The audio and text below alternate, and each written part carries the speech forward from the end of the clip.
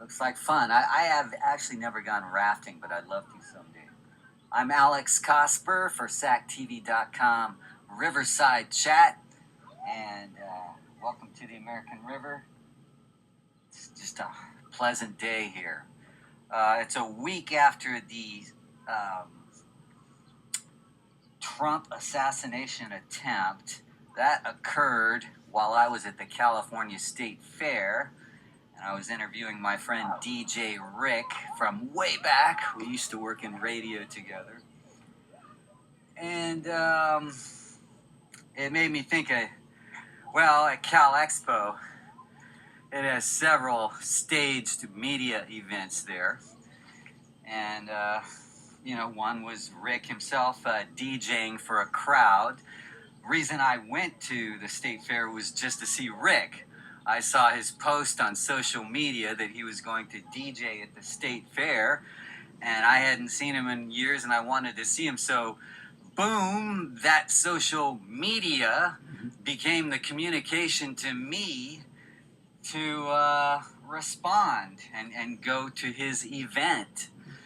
So, today I want to talk about staged media events. What are staged media events? I'm not saying they're good or bad. They're usually good. Like in Rick's case, it's good that he's getting exposure for being a DJ. I myself, when I was a kid, I went to the State Fair, and I was really bored with a lot of the exhibits and stuff, and the agriculture, which is supposed to be the core of it. It just wasn't presented in a way that was exciting to me. But what was exciting to me at the State Fair would be some of the shows. I saw Helen Reddy, I think in 1978 at Cal Expo. She had a bunch of hits, and it was a free show at the fair, and that was cool. But everything I'm talking about is a staged event. Okay, staged event means something's happening on a stage, and it usually involves a microphone and a PA system, sometimes big screens. But a staged event is exactly like what the words say. I mean, it's something that is designed to attract attention, ideally more media attention. That's what a trade show is. You go to a convention or just a big festival area, and you'll see lots of vendors, and each one paid for the space to be there, kind of like advertising. And then they present their products. That's a basic form of commercialism that's been around since the beginning of what's called promotion. Like back in the 1800s, if you had a product to sell as a merchant, you would be on a street corner screaming it to everybody, hey, everybody, look what I got here, shovels to dig for gold on the American River. You'd be all day, trying to attract customers. So a staged event is like that, but it raises the question, was Trump's assassination attempt, was that a staged event? The answer is all political rallies are staged events if they are planned on the calendar and they take place on a stage, and they're meant to attract media to show up to report on it, and that becomes the story. The question is it a staged media news event? That's different. Now, you've heard of Alex Jones, the sensationalist, yellow journalist who makes up facts. And, yellow journalism is basically putting an ounce of truth in a blender with pounds and pounds and pounds of baloney and then blending it together. Okay, so you got the truth that attracts people into the story. Maybe the truth is simply, JFK was assassinated November 22nd, 1963. That's a fact. And then you throw in some other facts, and then you just start making up stuff, once you have an audience. That's called yellow journalism. Um, that's how some wars have started, like the Spanish-American War of 1898. U.S. declares war on Spain for blowing up a ship called the Maine, which was parked in a Cuban harbor at the time. Spain owned Cuba, and so there was no proof that this really happened, but the newspaper industry, at least William Randolph Hearst was a newspaper chain owner. He reported in his chain that Spain was responsible for these bombings. And so that led to everyone pointing fingers at Spain and the U.S. declaring war on Spain. And then ultimately the U.S. liberating Cuba from Spain.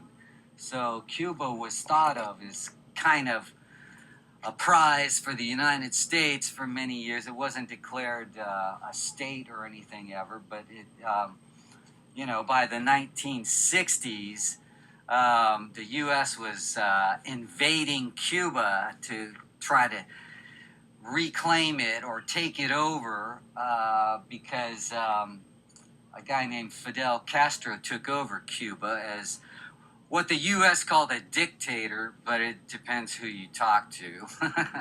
But the U.S. was trying to force him out because he wasn't for capitalism.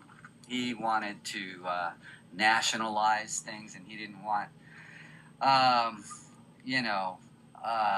to participate in the same game the U.S. does as far as how resources are marketed. I guess that's a pleasant way of putting it. The U.S. called him a socialist, a communist, all these demonized words, but what he really was to his people was a reformist.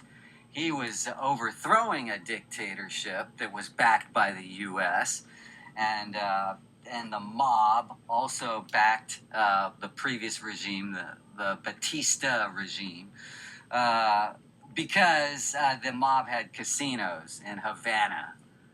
And so they lost those casinos when Castro took over. He ran out the mobsters. He ran out the capitalists, and basically he was trying to create education reform and poverty reform, overcome poverty, create jobs for those who needed it. That's what Castro was about in his world and his fan base, but that was separate from the U.S., our world and our fan base, and we're told different propaganda about all that. So the U.S. tried to invade Cuba in April 1961 under President Kennedy, but the whole thing was planned under President Eisenhower and Vice President Nixon. Nixon was overseeing it. And so it became known as the Bay of Pigs invasion. Now that was a failed, staged news media event. Okay, that event was meant to be a takeover of Cuba, and the U.S. was heroes that they saved Cuba from communism. That was supposed to be the headline that they were going for. What really happened, Kennedy had agreed to what the CIA had told him about this planned invasion, pre-planned invasion under Eisenhower, who, even though he warned against the military-industrial complex, he was the first president ever to authorize a U.S. president to try to assassinate a foreign leader. So he was part of that way of thinking, Anyway, we try to peg political stars as heroes, but we forget they're on a political stage that is funded by people backstage. Okay, now do you get it? Okay, the media follows what's on the stage, and the media doesn't always question what's going on backstage. So a staged media event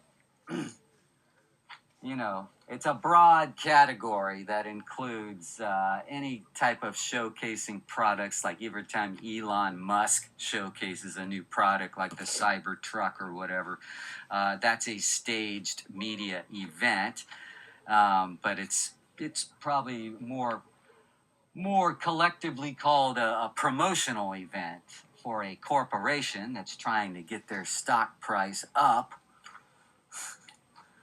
They learned that from Steve Jobs, that if you do these really amazing presentations, it can get your stock price up, regardless of whatever that the truth is about what you're talking about. But I think Steve Jobs was pretty genuine, and all those CEOs that came after him that try to use that same idea, they're either posers. They're not that great at it. Like Elon Musk needs to work better at it. He needs to quit making it sound like the future's so awesome, and he's painting things that he can't deliver. Which, if the SEC ever caught up and looked at all that under a microscope, they could technically call it fraud. If somebody's promising all this amazing stuff that never happens. So it really raises questions. What are staged media news events? We know what staged media events are. That includes all this innocent stuff of just marketing whatever it is you're trying to increase exposure for, a brand name. Sometimes it's just that, like a band. Every time they do a show, that's a staged media event, a concert, especially in a big venue, because then that attracts media stories to talk about why did so many people go to this show. And on a small, low level, it's actually possible in Los Angeles to hire a crowd to come to your event. Say you're a band and you got nobody that wants to come. And the question is, how do we start a fan base? And the answer usually is a mail list, or an email list is the more modern response to that. And you build that email list, and then you communicate with them, let them know what you're doing all the time. So a band in Los Angeles, there are certain cities in America that are entertainment capitals, and they have businesses where you can hire a crowd to come populate your event to make it look like something's going on. And believe it or not, Donald Trump, not just him, but lots of other politicians and rock stars use these services to pay to have crowds show up. Now, I don't know exactly what it pays, but let's just say 25 a head. Okay, that means if you wanted a crowd of 1,000 people at your event, you'd pay 25 grand. These are just ballpark numbers. But yeah, there are companies that do exist that will do that to help stage your news event. And it raises the question, how much news is real? So, we all heard about the Trump assassination attempt. We saw with our eyes that he was speaking at the rally, but the shooting occurred on the other side of the camera. In other words, you didn't see his ear get hit. You just saw him grab his ear, and then he ducked. And then when he emerged, he had blood on his ear. And then questions raised, why did the Secret Service let this happen? It's their job to make sure this doesn't happen. Well, that brings up the JFK assassination case. Why did that happen? The truthful answer is the Secret Service did not do their job that day. They did not seal off high office windows like they were supposed to. They didn't have anyone guarding the grassy knoll, which was the ideal sniper's nest, right in front of the limo as it approached the end of the parade. This grassy knoll area had trees, a fence where you could hide an assassin, and no patrolman was guarding it at all. So anyway, there's lots of witnesses. If you start with the JFK assassination just with the witnesses and forget about the Warren Report and everything they said. And you just started with the closest witnesses. One would be Governor John Connally, right in front of the president, said he was not hit by the same bullet as JFK, like the Warren Report inaccurately reported. Yeah, and his wife said the same thing. So you have the closest possible witnesses to JFK himself saying, no, John Connally was not hit by the same bullet as John Kennedy. John Connally reacted like at least a second after the first shot when he got shot. So the Warren Report became a staged news media event in the sense that it was a government commission, and no matter what they said would end up becoming the news headlines. And they concluded Oswald acted alone and there was no conspiracy. And that should have been the end of it, right? That wasn't. Because they left so many unanswered questions, like what was the Secret Service doing that day? How come they went to a bar late that night before and got drunk and had hangovers the next day? How come they didn't seal off the windows? How come they weren't protecting the president at the grassy knoll, the easiest place where you could just kill him as an open target? And all these embarrassing questions, and that's why they had to say it wasn't a conspiracy, because they'd have to answer too many questions about why the Secret Service and security in general didn't do their jobs that day. Or 2 days later, when the alleged assassin, Oswald, was killed on TV in the Dallas police headquarters, where they were transferring him to the county jail for a media event in which Oswald was going to answer questions from reporters. So Jack Ruby silenced him. You know, that's a bizarre staged news media event, because Jack Ruby was friends with local media and local police. He ran a strip club where visitors who went there from time to time, and even some people who worked there, said and confirmed that Ruby actually knew Oswald. Okay, none of this gets covered in the Warren Report because it conflicts with the Warren Report's central theme that they basically took J. Edgar Hoover, the FBI director's initial report on the assassination, like that same weekend he came up with the conclusion that Oswald acted alone, and basically he handed the Warren Report all the evidence that he wanted to give them to back up his claim that Oswald acted alone. And eventually all of that was overturned, believe it or not, found to be debunked, although the media never reports on it anymore. But in the late 70s, Congress reopened the JFK assassination, and their conclusion was, the official word, last official word on the JFK case, is that he probably was killed as a result of a conspiracy, and that there were more than one shooter. Okay, they tried to keep on saying Oswald was the shooter, but still, that's up for debate. There's plenty of evidence that says he was not on the 6th floor at the time of the shooting, that he was on the 2nd floor. That's what the closest witnesses said. Again, if you just started with what the witnesses said, you get a whole different picture and story than what the government said 9 months later in their report that was designed to whitewash the case, to protect the Secret Service, to say, no, it wasn't their fault, even though the limo was supposed to be going over 30 miles per hour, yet it was only going 11 miles an hour, making it an even easier shot for whoever that day. Since nothing was being patrolled, there was open windows everywhere, hidden trees not being patrolled. Anyone could have shot JFK that day. He was an open target because security didn't do their job. End of story. Okay, and the question is, was it a planned conspiracy? That we don't know, but it looks more like that, especially when you consider that one of the main themes of the Warren Report was debunked in the late 90s when it was revealed that Ford had moved the bullet hole and the Warren Report on JFK's back.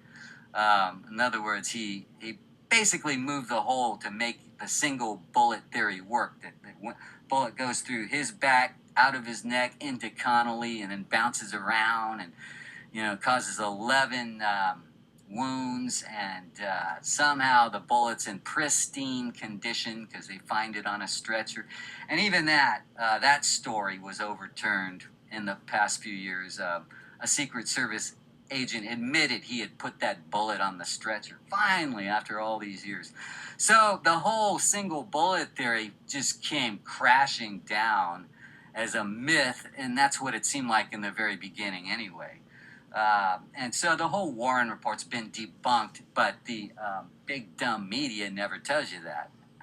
Every November 22nd, when they relive the JFK assassination, they'll talk about JFK, but more in the tribute sense, like, oh, where were you that day? Everyone remembers where they were that day, and it was lots of emotion, and we lost a great leader. And they stay on that. They don't talk about the crime very much, and how the Warren Report was just a sloppy, thrown together piece of trash full of inconsistencies and misinformation. Plus, it completely ignored the closest witnesses.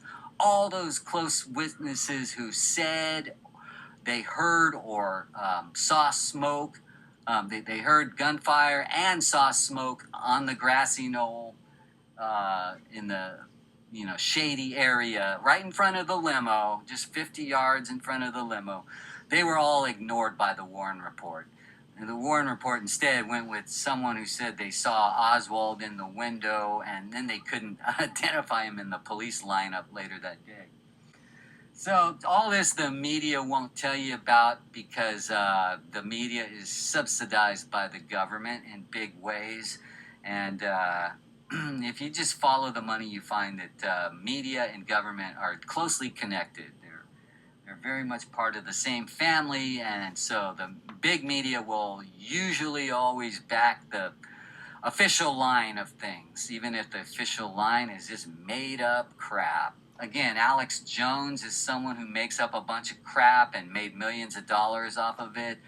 Then he finally got sued in court for saying that the Sandy Hook incident was a staged event, and there was no proof of that. Because he couldn't prove that. Basically, he lost millions of dollars in that case. He was the one who looked like the big fraud. And I don't know what happened with that case. I can tell you, though, that the FBI does stage crime. In other words, they do get involved in entrapment, try to make the news themselves as heroes. And that's what they did with the Governor Whitmer case. Governor Whitmer of Michigan, a few years ago, there was this kidnapping case where these defendants all got acquitted because it was found out that the crime could have never happened without the FBI organizing it. They were the ones who orchestrated it as a staged kidnapping event. And then you learn about COINTELPRO. That was a government FBI program from the 50s through the early 70s, where FBI went around and staged events to make it look like minorities were causing problems like riots and stuff. And they were trying to run minorities out of business. They were very anti-civil rights because J. Edgar Hoover was anti-civil rights. So they were harassing Martin Luther King Jr. and basically COINTELPRO. You can look that up. That's declassified. It's fact. It wasn't known at the time, though, but thanks to the Frank Church Committee in Congress during the mid-70s, a lot of this got exposed. That the government has participated in all kinds of criminal activity and staged crimes. And, for example, like the FBI infiltrated the Black Panthers in 1968, infiltrated the organization, loaded them up with guns, and then planned a shootout with Oakland police, okay, right after the Martin Luther King Jr. assassination. there was a staged riot. We didn't find out about it till years later that it was staged. But all of this stuff, I'm just letting you know that some news events are staged. I don't know what degree, what percentage. I could tell you that in general, the media is always looking for a story to create, to get an edge on the competition, to be the first one to break a news story. Now, I learned just before I came here today, I don't know much about it yet, but President Biden, just announced that he was dropping out of the presidential race for 2024 and that he was endorsing Vice President Kamala Harris. And that's all I know so far. I did not think he was going to drop out like 2 weeks ago when I made a video saying, oh, he's probably going to be it because that's who the party wants. But just a lot changed after that debate where Biden lost his train of thought and he started saying wacky things. And then even after that, he started calling foreign leaders by different names, and he even called Kamala Harris Vice President Trump. Oh my God. Okay, so how much of that are staged news events? Well, I don't think you could say that Biden is losing his mind on purpose as part of a publicity stunt. That definitely isn't true. As far as Trump actually getting shot, the hospital hasn't said much about his ear condition other than it missed his brain by a quarter of an inch, and it nicked the top of his ear, and that's about all they've said. And they haven't shown any, photographic evidence of anything really. That is an open door question. Was that a staged media event? In other words, that actually would explain everything if it were. I'm not saying it was. I'm just saying there are staged media events that happen in reality.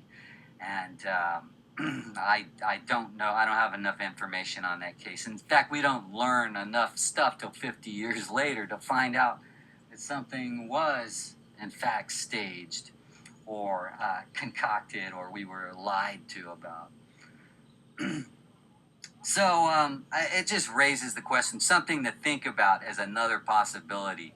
Because what was the end result of the Trump shooting attempt? The shooter got killed, and that makes the Secret Service look like a hero. And then Trump was waving his fist in the air, even though he shouldn't have been, because that was another security breach. You're not supposed to have the target exposed after shots are heard. They should have been covering him completely. Okay, but if it were a staged news event and they knew the script of when the shooting ended, then they could expose Trump and have him raise his fist in the air and no worries, But anyway, we just don't know enough about that case for me to say either way. I'm not even saying it was a staged news event. I'm just saying consider the possibility. Since I know a lot about media, I research media. It's been my career. And I can tell you all kinds of ways that radio stations stage news events to get on local TV coverage. Usually if you do some kind of community thing that's really, that has a community spirit to it, local TV wants to cover it. It makes it look like they're doing public service. So anyway, there you have it. That's my question for today. What are staged media events? And I just gave you a rundown on what they kind of are. You can actually buy a crowd. It's not considered illegal or wrong or even immoral or unethical. It's just something most people don't know about. And most people never, ever ask themselves, what am I watching on TV? I was told in high school, before I got into media, believe none of what you hear and only half of what you see. And I found that to be actually good advice in general.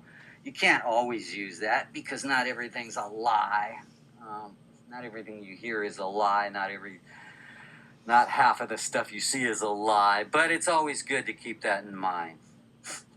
When it comes to media, the king of illusions. We'll talk soon again for another Riverside Chat.